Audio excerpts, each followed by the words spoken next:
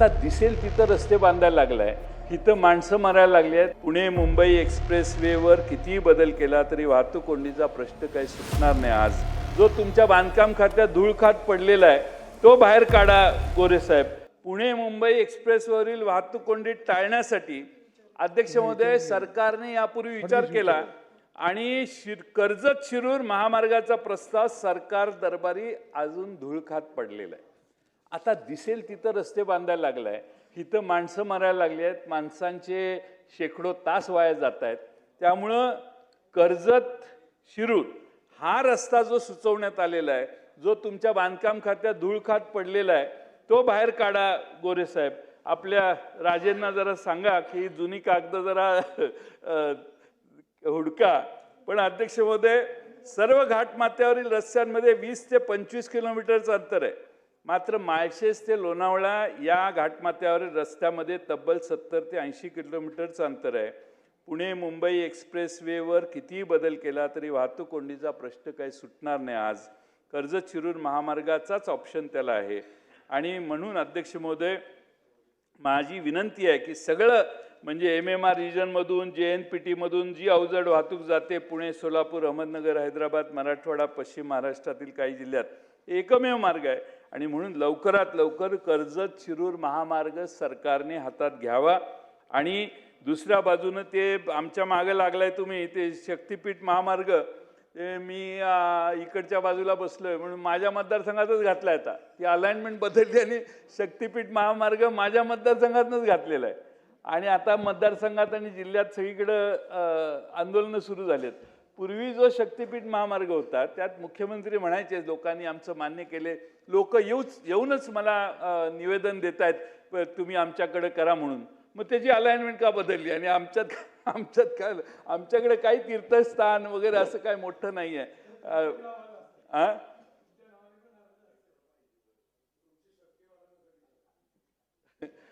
अहो आमच्या एकदम मतदारसंघात आलं असं करू नका. आमची शक्ती नाही वाढली तर चालेल, आम्ही शरण येतो. पण लोकांच्या जमिनी पिकण्या म्हणजे 1 इंच माझ्याकडे ड्राय लँड नाही आहे, सगळी पानसळ केली आम्ही सगळ्यांनी. पण ती जमीन आता जर तुम्ही घ्यायला लागला तर अवघड आहे. मी या ठिकाणी आणखीन एक मुद्दा मांडतो आणि माझं भाषण मी संपवतो. अध्यक्ष महोदय, महाराष्ट्रामध्ये सुमारे 1800 सहकारी पाणी पुरवठा संस्थांना महावितरण लघुदाब आणि उच्च दाबाद्वारे विद्युत पुरवठा करत असते. अध्यक्ष महोदय, मध्ये सरकारने दरवाढ केली, वीज नियामक आयोगाने, सरकारने नाही. 1 एप्रिलपासून 5 रुपये 16 पैसे, त्यातलं 1 रुपया 16 पैसे शेतकऱ्यांनी भरले. त्यांची उरलेली रक्कम त्यांच्या अकाउंटवर आली, ते त्यांना सवलती मिळाल्या. अध्यक्ष महोदय, आता सरकारने या सहकारी पाणी पुरवठा संस्थांची थकबाकी, काही ठराविक संस्थांची 1800 पाणी पुरवठा संस्था आहेत त्या काही त्यातल्या अडचणीत आलेल्या आहेत. तर 70 ते 80 कोटी येत्या अर्थसंकल्पीय 70 ते 80 कोटी थकबाकी आहे.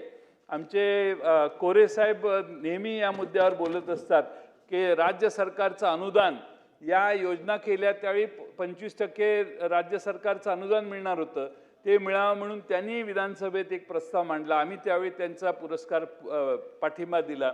पण राज्य सरकारने मुद्दलच द्यायचं ठरवलं. आता राज्य सरकार मुद्दलवर व्याज ॲड करून देणार आहे. तर ते ह्या अर्थसंकल्पात त्याचा उल्लेख राज्य सरकारने करावा अशी माझी विनंती आहे. आणि त्याचबरोबर अध्यक्ष महोदय, दुसरी विनंती की आपण आता 1 हॉर्स पॉवर ते 7.5 हॉर्स पॉवर सगळ्यांना मोफत वीज देतोय.